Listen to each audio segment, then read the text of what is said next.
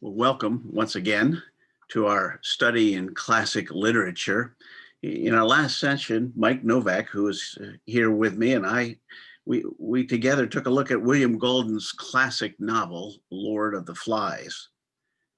And in The Lord of the Flies, Golding sets forth a pretty stark picture of mankind's depravity as the storyline shows a spiraling down of the sociological conditions of these schoolboys who are now stranded by a plane crash on an uninhabited island with no adult supervision. Murder and chaos among the boys is the outcome of that setting. But even their rescue is somewhat less than salvation, inasmuch as their deliverer from that island is an officer of a warship that's heading into nuclear conflict. Adults and kids alike stuck in the same dilemma, driven to conflict and violence by the condition of their souls, with no salvation possible, because this storyline is suggestive of Golden's own pessimistic worldview, which was agnostic at best, and at the same time, it was really, Mike, wholly realistic. We, in our theological frame, call that Calvinism, in that his view of mankind is that we are given to depravity. We're capable of all sorts of evil. But having made that observation, another author, 100 years earlier, a gentleman by the name of Fyodor Dostoevsky, he wrote a series of 5 novels. And in those 5 novels, he addressed that same question and then some. The 5 novels, Crime and Punishment, The Gambler, The Idiot, The Devils, and The Brothers Karamazov. And the particular one in our crosshairs today is The Brothers Karamazov, or I call it The Brothers K, since I can't say Karamazov, that name. So it's The Brothers K. And in The Brothers K, Dostoevsky picks up on this theme of human depravity, but he picks up on another theme etched on the human heart that Golding could never bring himself to acknowledge, that God anticipated mankind's failure and depravity, and so provided salvation. Mike, as we consider Dostoevsky and his works, what can you tell us about this particular Dostoevsky favorite, and maybe build a little bit of a context by telling us something about Dostoevsky himself? Dostoevsky did have a great difference from William Golding in his novels, in that he believed there was hope for society and humankind, whereas Golding left that question hanging at the end of Lord of the Flies. Dostoevsky is much more of an optimist in that regard, but he does have a very realistic view of human nature, and all of his novels deal with the great issues of good and evil, sin and redemption, and responsibility. They also deal with love and hope, the two things that were absent from Lord of the Flies in large measure. Yeah. I'd like to read a little vignette here that was on a magazine article about Dostoevsky. The setting is a firing squad in St. Petersburg in 1849. The sentence of death had been read and the last rites administered to the prisoners. Fyodor Dostoevsky, age 29, watched as he and his fellow prisoners were tied to a stake, ready to be shot. Then a messenger burst upon the scene, saying that the Tsar had decided to spare their lives. As it turned out, it was a mock execution that was to be part of the punishment. And when the pardon was announced, 2 of the prisoners went permanently insane. Another went on to write Crime and Punishment and The Brothers Karamazov, 2 of the greatest novels of Western literature. So that was one of the more dramatic episodes of Dostoevsky's life. But Dostoevsky's life was almost as dramatic as his novels. He was born in 1821 to a family that his father was a doctor, of a middle-class kind of doctor whose job was to work in a hospital for the poor. Both his parents were Christians. The father was a very strict, harsh disciplinarian, not a nice guy. He was a cruel and drinking man. He was rumored to have been murdered by his serfs. Just a hard man, very doctrinaire in his religion, whereas his mother was the classic loving mother. His mother's teachings of the joy and open-heartedness of Christianity had fortunately had a more powerful effect on Dostoevsky than the father's. Although it must be said, the father was not a total depraved man. He just was a very imperfect person. Dostoevsky was raised in a literate family. He was read to every night by both parents. Wow. But Dostoevsky, the person, was hot-headed, stubborn, rebellious, and an introverted dreamer with an overexcitable romantic personality. Now that's going to be combustible. So his father enrolled him in an engineering school, wanted him to be a military engineer. Dostoevsky did it. He graduated and did the job for a few years, but he quit at age 23 to become a writer. He became successful very early. He was a very good writer almost from the beginning. He was recognized, but as a young, hot-headed man, he got involved in some politics, which was very dangerous in Tsarist Russia, and he got arrested for subversive activities. And that's where he got a sentence of death and the whole firing squad and everything. So instead of getting killed at the firing squad, he wound up spending 6 years at hard labor in Siberia and another 4 years of mandatory military service also in the Far East. So 10 years of his life was abject suffering. But in Siberia, they did not allow the prisoners any books, but Dostoevsky was allowed to have his New Testament. And that's what he read. And he became a much more serious believer through that process.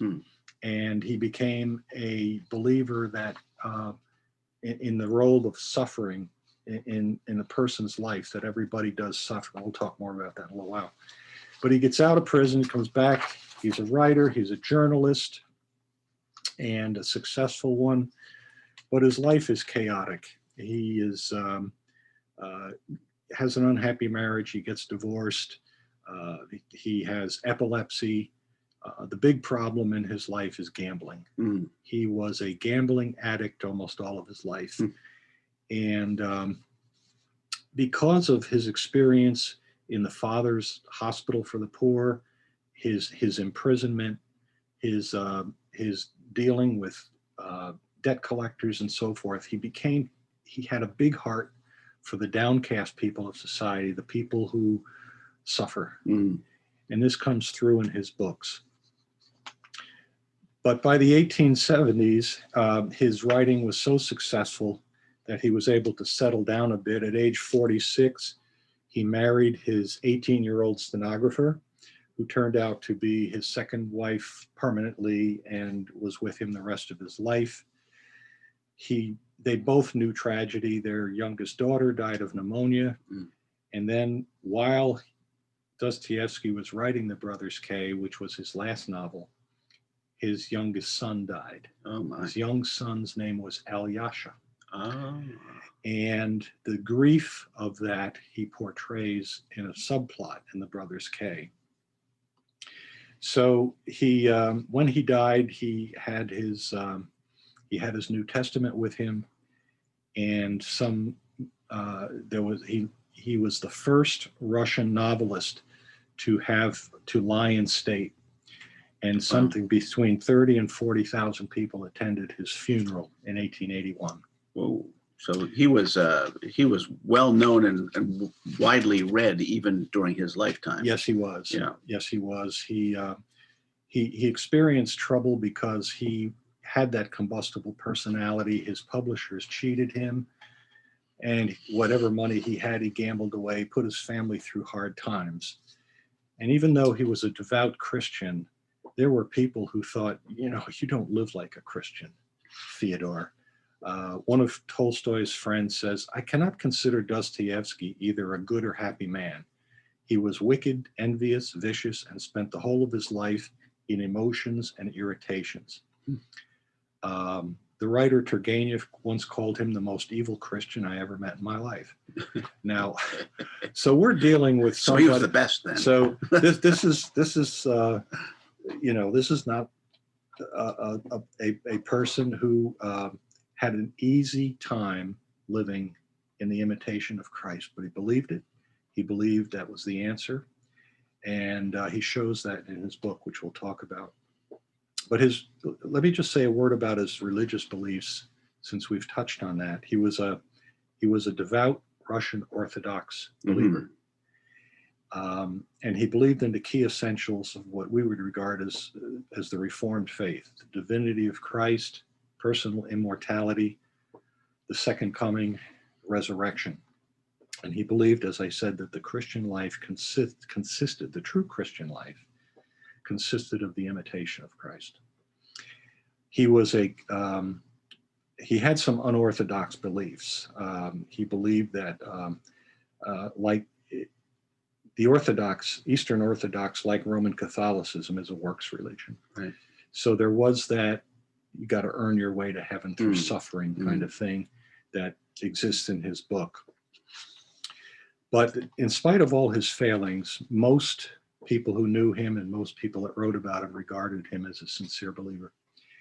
He was a severe critic of the Roman Catholic Church. He regarded the structure of the Roman Catholic Church as basically the inheritor of the Roman Empire, and that it had become mainly a political temporal organization. And we're going to talk about that shortly. Yeah, that comes into play. Yes. He started out life with these socialist revolutionaries and came to regard socialism and nihilism and atheism as highly destructive. And he shows them as very negative characters in many of his books. So what about this book? Let me just give a brief overview of some of the characters, Please, and some of the plots and themes. What we're trying to do here is impossible. First of all, it's a 700 or 800 page novel, one of the most complex, deepest novels ever written. It's on everybody's list of great novels, and quite properly so. But as an introduction and why we think it is profitably read by any reader, but as Christians, the theme of our talks is that we can see truth, God's truth, transcendent truth about human nature and about the spiritual world, even in secular novels. And it reinforces us the universality that God's law is written on the human heart. So he completed his masterpiece in 1881, or 1 year before 1881 when he died. It's a story of a very disreputable father whom he names Fyodor Karamazov, and 4 sons.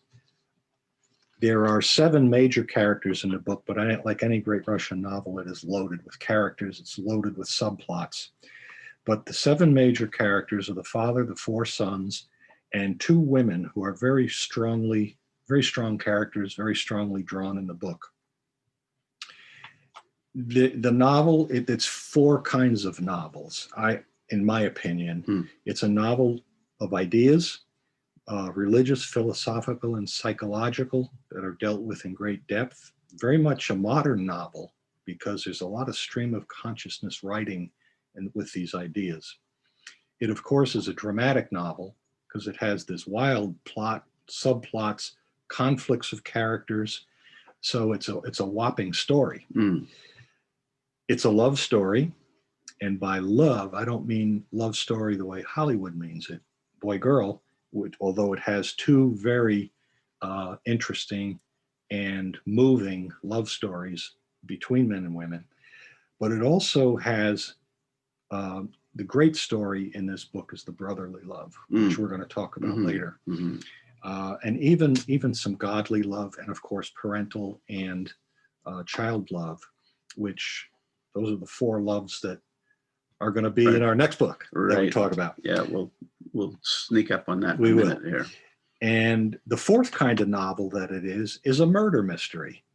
The father gets murdered, and the question is who did it. We find out at the end, or we find out before the end, and that is an interesting story in and of itself. Let me tell you, it's not a Perry Mason type mystery. It's different. So these characters, the father is a very depraved, sensual, lecherous, self-indulgent man who is the kind of person that Paul said his God is his belly. And he's greedy, he's selfish. He has cheated one of his sons, Dmitri, out of his inheritance. He abandoned all of his sons. He abused his two wives.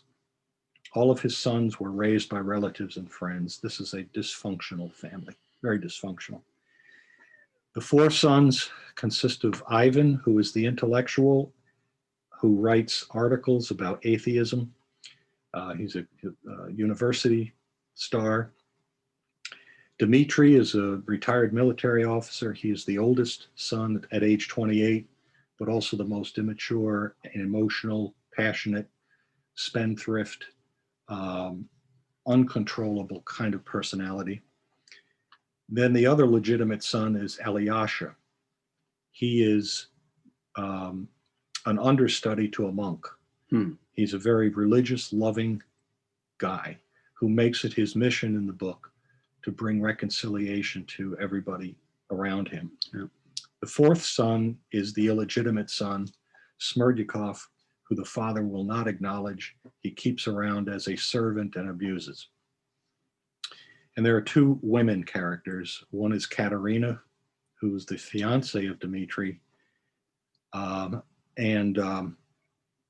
She's prideful and vindictive. And then there's Grushenka, who Dmitri really loves. And she is the woman of the world. She owns a tavern, woman of loose morals. She makes her money as a businesswoman, young woman, but business savvy, money lender, very passionate. And these characters are almost larger than life. They're just very richly and complexly drawn. I mean, this thumbnail sketch of these people is inadequate. But like every classic novel, this is great because Dostoevsky shows character development in all these characters. They're either growing towards spiritual growth or they're going towards the consequences of their depravity. The father and the illegitimate son have a bad end. So the main conflict in the novel is spiritual. It is about faith and doubt. It's about sin and redemption. These are the themes. And Dostoevsky has great integrity as an author. He doesn't set up straw men and knock them down. In his characterization, because he struggled with great doubts. And in the novel, he has Ivan give the arguments for his disbelief. And they are potent. They are arguments that everyone has heard from individual people in their lives about why they can't or won't believe. But Dostoevsky's answer for this is basically he believes in hope and love. And I think one of the themes of this, the scriptural theme for this, one of the themes for this book is from Matthew 22. Now, let me read that briefly. Yeah, please. A lawyer, of course, what else, was going to test Jesus. And he said, "Teacher, what is the great commandment in the law?" And Jesus said to him, "You shall love the Lord your God with all your heart, with all your soul, and with all your mind. This is the great and first commandment. And a second is like it. You shall love your neighbor as yourself. On these two commandments depend the law and the prophets."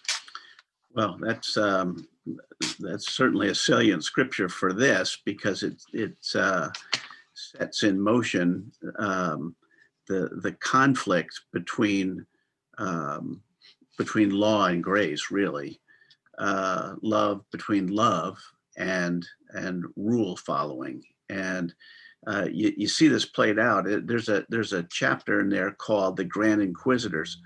And in that chapter, Ivan tells Alyosha a story that Ivan had imagined, that Jesus Christ had come back to earth during the Spanish Inquisition to give mankind yet another chance. But the head of the Inquisition, who's called the Grand Inquisitor, his job is to suppress heresy and to burn heretics. Incidentally, you can go on YouTube and you can watch this whole thing word for word played out. Sir John Gielgud plays the Grand Inquisitor in this. And it's about 25 minutes, so strap in for that. But the Grand Inquisitor's job is to suppress heresy and burn heretics. And in that, he arrests Jesus. Then he arrogantly lectures Jesus, telling him that the church had to dispense with his teachings because it was too burdensome for mankind to cope with the freedom that Jesus granted them through his life and ministry. He explained to him that Satan really was the hero and not Jesus himself.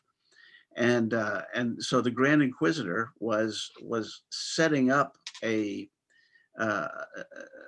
picture that Jesus was no longer necessary, that the church had everything under control.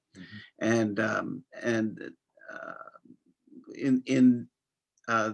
church had to dispense with the teachings of Jesus because it was just too burdensome, and all they had to do was follow the teachings of the church, and they would just be fine.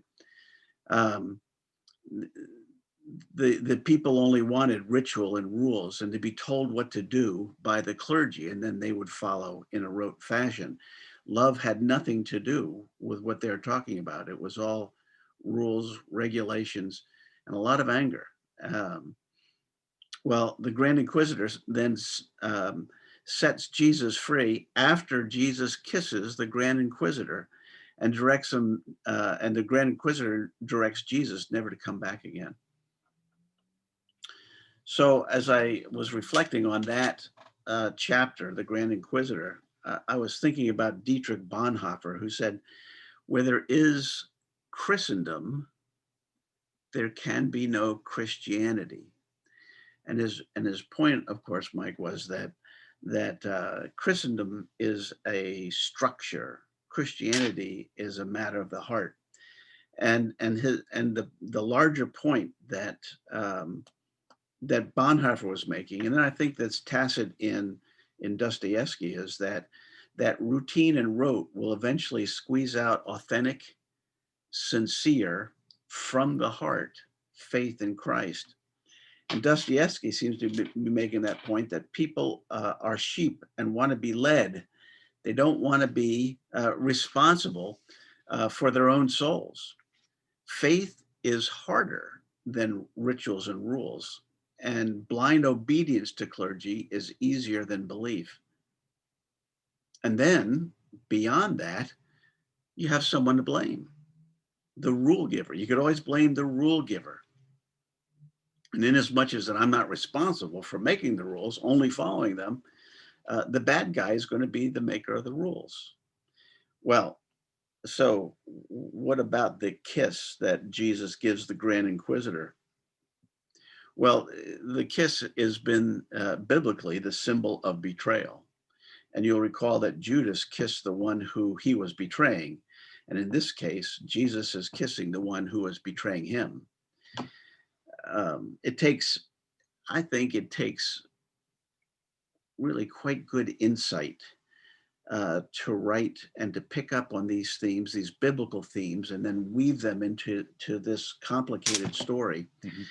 Um, 1 Corinthians says that the natural man cannot understand the things of God because they're spiritually discerned. And Dostoevsky seems to have picked up on these things. And so I think that this, Mike, would support the idea that he truly was a man of faith, and he understood the difference between love from the heart and a religion of rules, regulations, and rote. Mhm. So that was the first observation that I'd make, having to do with the chapter on the Grand Inquisitor. But you had mentioned earlier that there's another theme that is rather prevalent in this. Yes.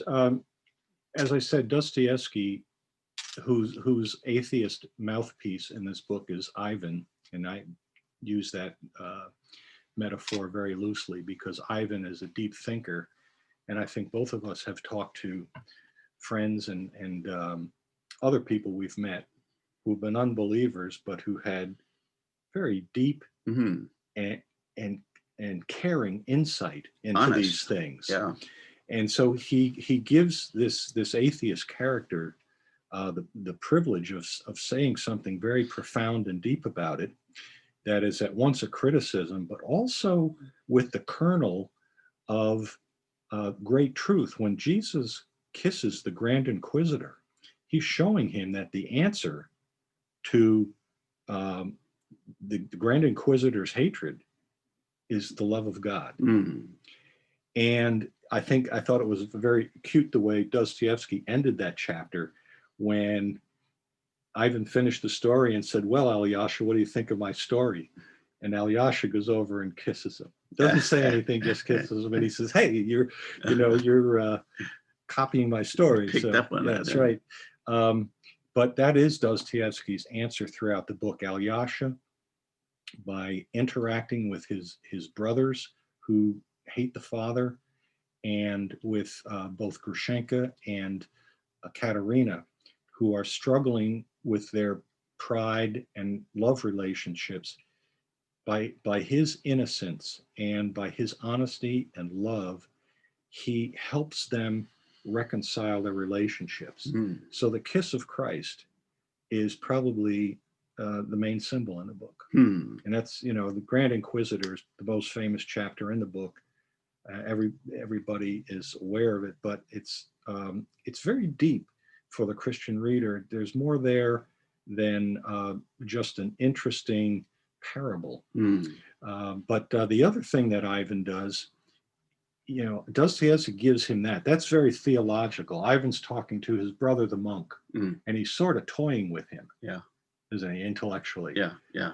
But when he in another chapter called Rebellion, Mm-hmm. Mm-hmm. he really gets down and he tells Alyosha why I can't believe. Yeah. And that's the chapter on rebellion. He says that I can't believe in a loving God in a world that allows innocent children to suffer or to be abused. So that may be even a more powerful chapter in the book for the believer, because that is a very common and legitimate reason why people struggle with doubt and belief. Yeah. And it is, as you say, it's legitimate, it's honest, and frankly, when we think about it, it's a very difficult thing for a Christian to wrestle through. Mm-hmm. Carrie used to work with someone whose infant child died in her arms, and I was chatting with her one day, and she said, "I just can't believe in a God that would allow an innocent child to die. And at the time, I've been trying to make inroads, talking to her about God, when this little tidbit of history that she had in her life came out. I didn't know it, but at that moment, when we're talking about God, then it was important for her to express her, I wouldn't call it atheism, it was more agnosticism than atheism. Ivan goes a little further than that. Incidentally, Mike, I would tell you this, that I have a lot of respect for a person who says that they're an atheist. You know, anybody could be an agnostic, but an atheist is someone special because they're somebody who's thinking about it, who's applying themselves to the questions.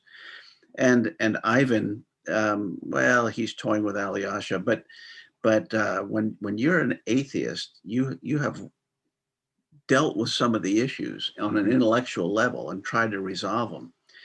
But as I was talking to her about God, really, when she brought that out, I really had nothing to say at that point.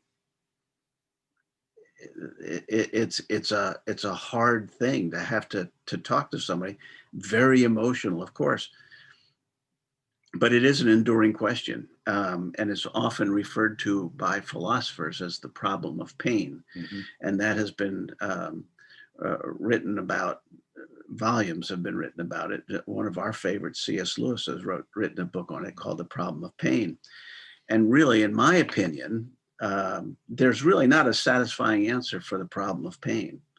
But given the same situation as Alyosha or Carrie's coworker, I think this is how I would frame a response to that today. I would say something like, you know, I don't know why innocents suffer. I know that there's more than enough pain in this world, and I don't know why there is more. And the one of the awful things about it is we may never know the whys of this. Why is there pain in the world? And my personal opinion is that there is, in fact, a purpose to the pain. We just don't know it. And very often I will compare life to a jigsaw puzzle that we're trying to put together, this jigsaw puzzle with 5,000 pieces under bad light and without the benefit of a box top. So we don't know the complete picture, what it's supposed to look like when it's finished. And then we make a moral judgment that any particular suffering event is stupid because we don't understand how the pieces fit into the larger whole. But one thing we know is that God entered into that suffering arena as well because his one and only son died as well. He was a complete innocent, and by his own hand, and it was in a moment of pure altruism. He gave him up in exchange for the many ransomed souls who would receive him. When you're the one experiencing the pain, this is really not a very satisfying answer, but it is the truth. It's a hard one.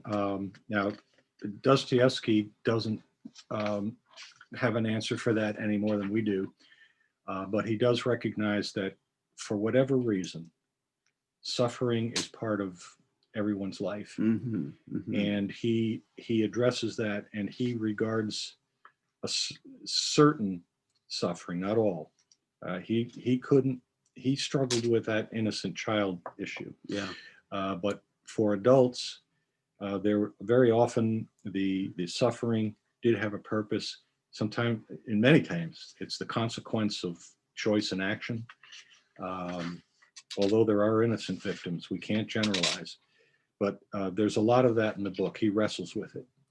But getting back to the book a little bit on some, we hadn't talked much about the plots, but it's interesting how Ivan's development goes, because he starts out this university kind of know-it-all who writes articles and is lionized by acceptable society. You know, he would have been interviewed on the nighttime talk shows, you know, because of his socially acceptable opinions and so forth. As he goes through the book, the story, and experiences things, people suffering, but mainly the consequences of his own belief, because his younger illegitimate brother, Smerdyakov, laps up that atheism. The famous quote in the book, if there is no God, then everything is permissible. Mm-hmm. Smerdyakov believes that. And he winds up murdering the father because it's okay. It's okay. Yeah. And the other things too, Ivan sees the consequences of some of his other brothers' behavior, and through the and the relation and the love relationship, because he loves Katerina, and all of these experiences just keep crashing up against his atheist belief that that's the answer, because without love, without sacrifice, without courageously dealing with suffering, life is meaningless, and it has terrible consequences. And of course, the murder by Smerdyakov and then Smerdyakov's suicide totally imbalance Ivan. And at the end of the book, he has a nervous breakdown. But Dostoevsky has a glimmer of hope there, because Katerina and he are in love. She's going to care for him, and there's an opportunity for him to reconcile and maybe even be converted. A redemption. Possible redemption. Yeah. The other stream in the book is Dmitri, who is as I said, he's the prodigal son. He's the spendthrift, the high life guy, the gambler. Well, he comes to realize that his life has been a waste, and he deeply repents of it. And he gets accused of the father's murder, and there's a dramatic court scene at the end of the book. And unfortunately, he didn't have Perry Mason defending him. He gets convicted of the murder he did not commit. Wow. But he says in his cell, I accept the sentence. He's going to be sent to Siberia and maybe executed. We don't know. Because the rest of my life was so awful. I deserve to be punished. Now this is that's a remarkable concession. Yeah. And it's to me, I compare that with Chuck Colson's book, Born Again. And in that book, Chuck Colson is handed down a sentence. He is convicted of something, as far as we know, that he didn't commit, a crime he did not commit. But he said in the end, he had to acknowledge that there was a whole lot of crimes he did commit that he didn't get accused That's or very convicted interesting. of. Yeah, Yes. so there's That's some a great parallels. parallel. Great parallel. Yeah. The third brother, or the fourth brother, the one I haven't mentioned yet, Alyosha, starts out as a very idealistic person who thinks he wants to be a monk. But his spiritual advisor, the senior monk of the Russian Orthodox Church, tells him, no. He says, you go out into the world. Your mission in the world is to reconcile your family and to marry the woman who loves you. That's another subplot, which we won't go into. He said, you must do your work out there.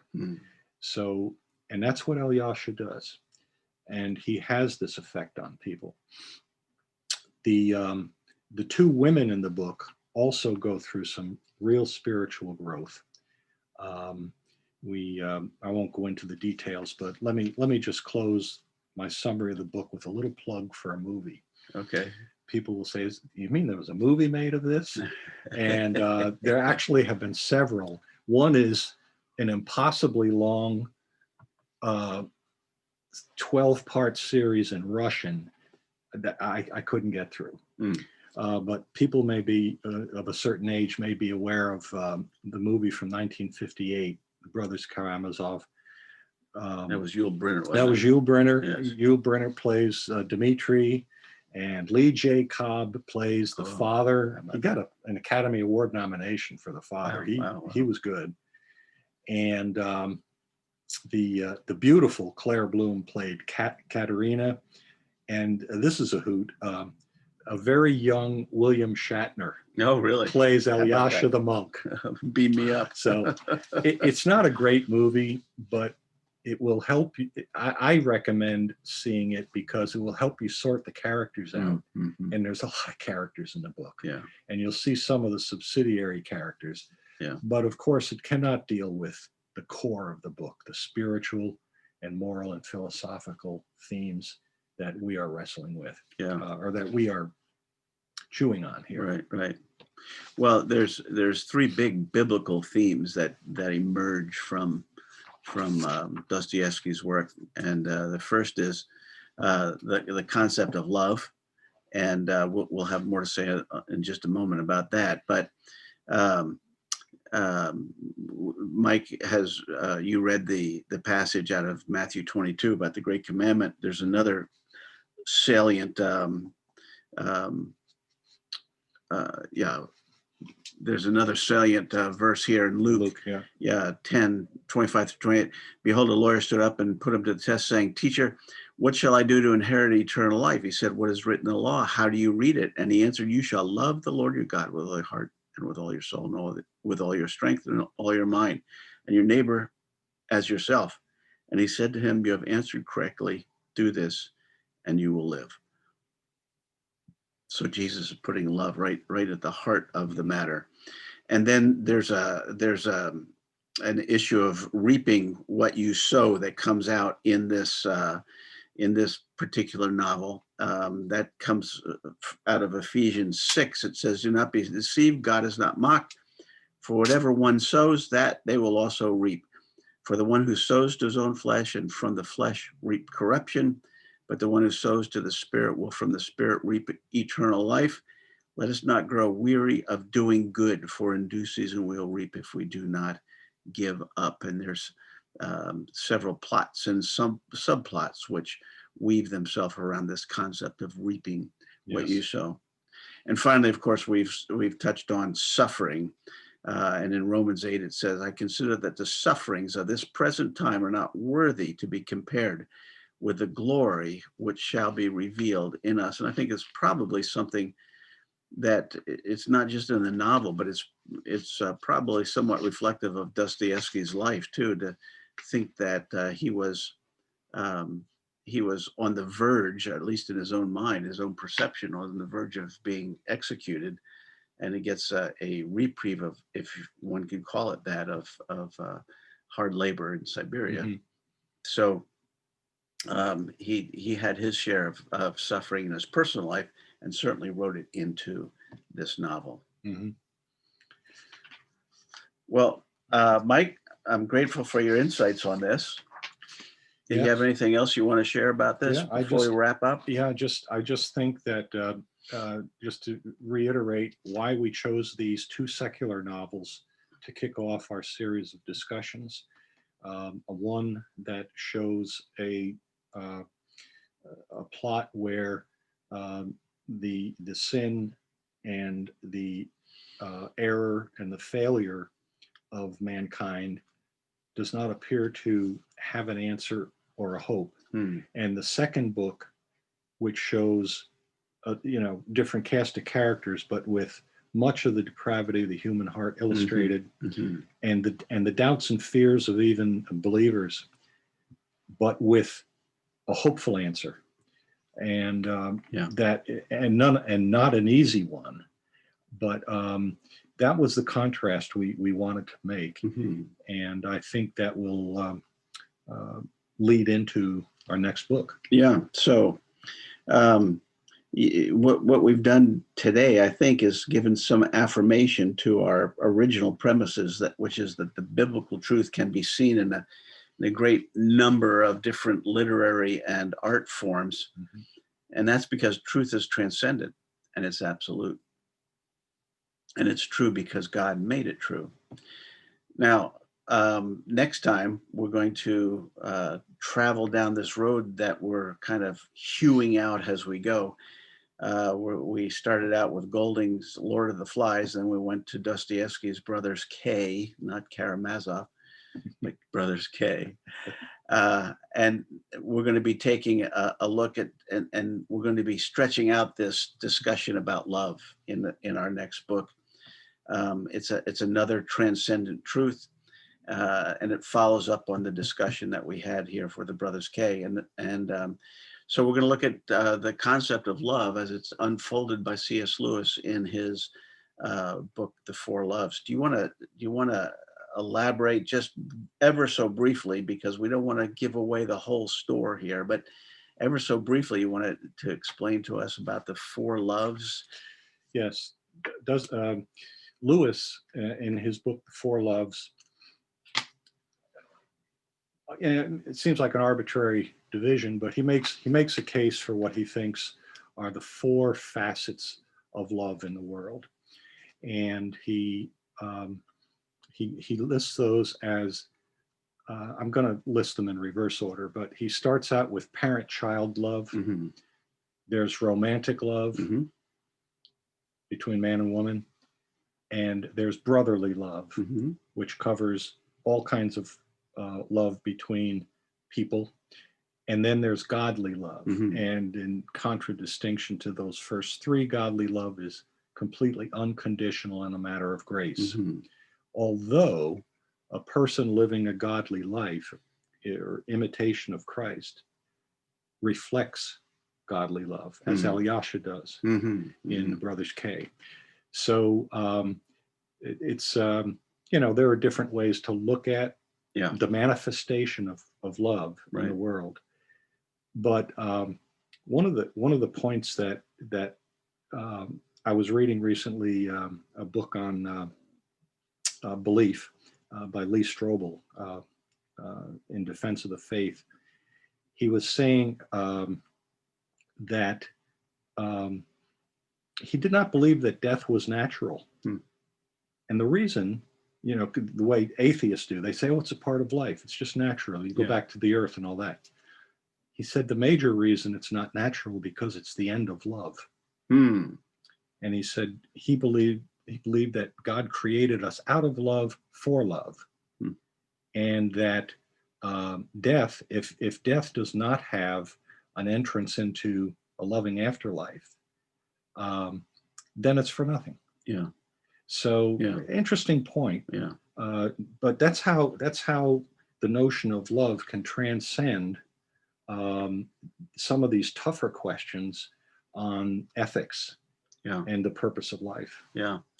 Actually, it's somewhat tangential to the idea that if there is no God, then all things are permissible, which I think is a incidentally growing out of Brothers K. And he was the man responsible for that quote, which has been assigned variously to any number of different authors since that time. But it was out of the Brothers K that quote actually came. And if there is no God, then what's the point of doing? Where do the rules come from? Yeah. What's the point of doing anything right at all? Because there's no consequence, no enduring consequence. And but on the other hand, love is its own reward to an extent. And what we'll be doing next time is we'll be taking a look at how C.S. Lewis unfolds these four types of love that are biblical themes, and we'll be studying some of the scriptures that are associated with that. And we're going to put William Golding and Fyodor Dostoevsky in the rearview mirror now as we move forward down the road. Okay. Thank you, Mike. All right. Appreciate it. John. Appreciate your insights. Yes, sir.